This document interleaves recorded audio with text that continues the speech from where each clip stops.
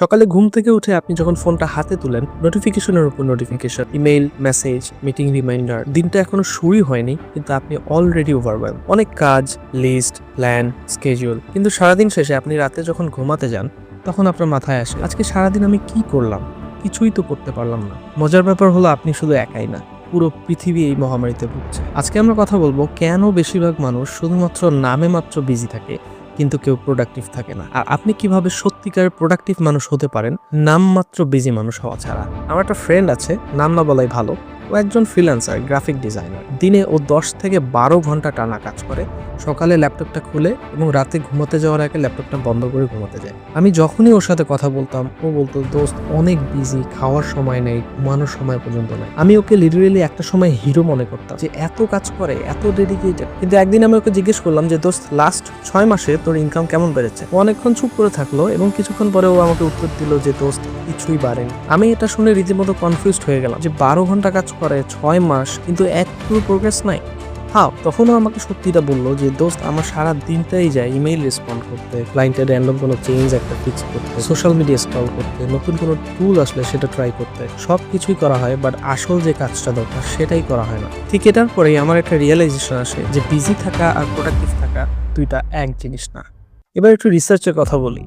Harvard business রিভিউয়ের একটা গবেষণায় দেখা গিয়েছে যে বেশিরভাগ মানুষ বিজি শব্দটাকে একটা অ্যাচিভমেন্ট হিসেবে ইউজ করে। বিজি থাকাটা একটা স্ট্যাটাস সিম্বল হয়ে গিয়েছে। স্ট্যানফোর্ড ইউনিভার্সিটি ইকোনমিস্ট জন ফেনকেবল তার একটা রিসার্চে বলছে যে সপ্তাহে 50 ঘন্টার বেশি কাজ করলে প্রোডাক্টিভিটি পার আওয়ার শার্পলি কমে যায়, আর 55 ঘন্টার পর এক্সট্রা কাজের কোনো মানেই নেই, অর্থাৎ আউটপুট সেম থাকে। আর সব থেকে শকিং ফ্যাক্ট হলো যে গ্যালাপের 2025 state of the global workplace report বলছে একজন সাধারণ অফিস ওয়ার্কার দিনে মাত্র 3 ঘন্টা অ্যাকচুয়ালি প্রোডাক্টিভ থাকে, আর বাকি 5 ঘন্টা ওই যে meeting, email, social media, random task switch করা, আরো অনেক কিছু। ক্যাল নিউপোর্ট ডিপ ওয়ার্ক বইয়ের লেখক, তিনি বলছেন মানুষ দিনে সর্বোচ্চ 3 থেকে 4 ঘন্টা সত্যিকারের ফোকাসড থাকতে পারে, তার বেশি ব্রেইন সেভাবে কাজই করে না। তাহলে সমস্যাটা কোথায়? বিজি মানুষের পিছনে 3টা জিনিস কাজ করে।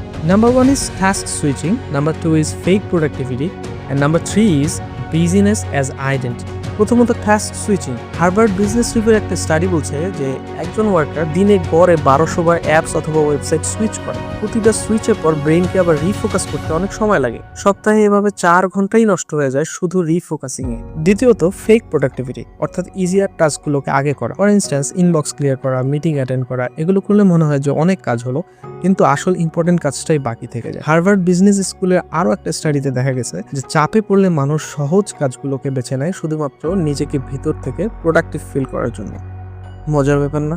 তৃতীয়ত বিজিনেস অ্যাজ আইডেন্টিটি। আমি অনেক বিজি, এই কথাটা বলতে আমরা অনেক হিডেন একটা স্যাটিসফ্যাকশন ফিল করি, মনে হয় যে আমি অনেক ইম্পর্টেন্ট, আমি অনেক গুরুত্বপূর্ণ। কিন্তু এটাই হচ্ছে সব থেকে বড় ট্র্যাপ। বিজি থাকা হলো ইমোশনাল স্টেট, আর প্রোডাক্টিভ থাকা হলো একটা মেজারেবল আউটকাম, আর এখানেই সব থেকে বড় সমস্যা। তাহলে এখন প্রশ্ন হলো যে প্রোডাক্টিভ মানুষরা আলাদা কি এমন করে? বিল গেটস প্রতি বছর অ্যাটলিস্ট 2 বার থিঙ্ক উইক নেন। একটা কেবিনে চলে যান, সব কাজ বন্ধ করেন, শুধুমাত্র গভীরভাবে চিন্তা করেন। তিনি বলেন যে তার এই নীরব সময়ে সব থেকে সেরা আইডিয়াসগুলো আসে। ওয়ারেন বাফেটের ক্যালেন্ডার প্রায় ফাঁকাই থাকে, আর সেটা ইচ্ছে করে। তিনি বলেন, the difference between successful people and really successful people is that the really successful people used to say no to almost everything. তারা বেশি কাজ করেন না, তারা সঠিক কাজটা করে। অর্থাৎ প্রোডাক্টিভিটি মানে বেশি কাজ করা না, প্রোডাক্টিভিটি মানে হলো গুরুত্বপূর্ণ কাজে বেশি ফোকাস করা। এবার আসি সেই বিষয়ে যেটা আমার নিজের সাথে হয়েছিল। আমি যখন কন্টেন্ট ক্রিয়েশন শুরু করি, আমি এই সেম ট্র্যাপেই পড়েছিলাম। সারাদিন বিজি থাকতাম, থাম্বনেল রিসার্চ, কম্পিটিটরের ভিডিও দেখা, ইকুইপমেন্টের লিস্ট বানানো, এডিটিং সফটওয়্যার কম্পেয়ার করা, আরো সব কিছু করতাম, কিন্তু দিন শেষে ভিডিওটাই বানাতাম। অন্যদিকে আমার এক বন্ধু একই সময় শুরু করেছিল। ওর ইকুইপমেন্টও আমার থেকে অনেক কম ছিল, ইভেন ও অনেক কিছু জানতো না, কিন্তু ও প্রতি সপ্তাহে একটা করে ভিডিও আপলোড করে দিত। 6 মাস পরে গিয়ে দেখি ওর চ্যানেলে 24টা ভিডিও অ্যান্ড 2000+ সাবস্ক্রাইবার, আর আমার কাছে perfect plan, perfect equipment list, কিন্তু ভিডিও একটাও নাই। অর্থাৎ আমি এই ব্যাপারে আননেসেসারি বিজি ছিলাম, কিন্তু ও ছিল প্রোডাক্টিভ। এখন প্রশ্ন হলো কিভাবে বিজি থেকে প্রোডাক্টিভ হওয়া যায়? একটা প্র্যাকটিক্যাল ফ্রেমওয়ার্ক আছে যেটা 4টা স্টেপে কাজ করে। স্টেপ নাম্বার 1 ইজ এমআইটি বেছে নিন। এমআইটি মানে হলো মোস্ট ইম্পর্টেন্ট টাস্ক। অর্থাৎ প্রতিদিন সকালে উঠে আপনি একটাই প্রশ্ন করেন যে আজকে যদি শুধুমাত্র একটা কাজই আমি করতে পারি, কোন কাজটা করলে আমার সব থেকে বেশি ইম্প্যাক্ট হবে? আপনি সেটাই আগে করুন। বাকি সব কাজ পরে। Step 2 is deep work block বানান। ক্যান নিউপোর্টের একটা রিসার্চ অনুযায়ী প্রতিদিন কমপক্ষে 2 থেকে 3 ঘন্টা একটা ব্লক রাখো, যেখানে ফোন থাকবে না, নোটিফিকেশন থাকবে না, কোনো ডিস্ট্রাকশন থাকবে না, শুধু একটাই কাজ।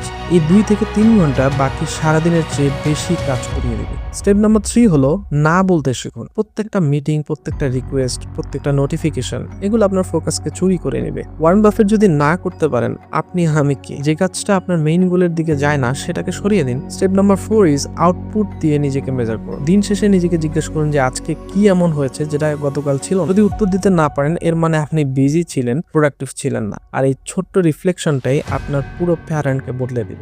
Trust me. দিন শেষে মনে রাখবেন যে বিজি থাকা হচ্ছে অনেক ইজি, কিন্তু প্রোডাক্টিভ থাকাটা হচ্ছে ইন্টেনশনাল। আপনাকে বেশি কাজ করতে হবে না, আপনাকে সঠিক কাজটা করতে হবে, সঠিক সময়ে সঠিক ফোকাসটা দিয়ে। আজকে একটা কাজ করুন, আপনার সবচেয়ে গুরুত্বপূর্ণ টাস্কটা লিখে ফেলুন, কালকে সকালে উঠে কাজটা আগেই করে ফেলুন, বাকি সব কাজ করুন। Work less, focus more, do what matters. Thank you.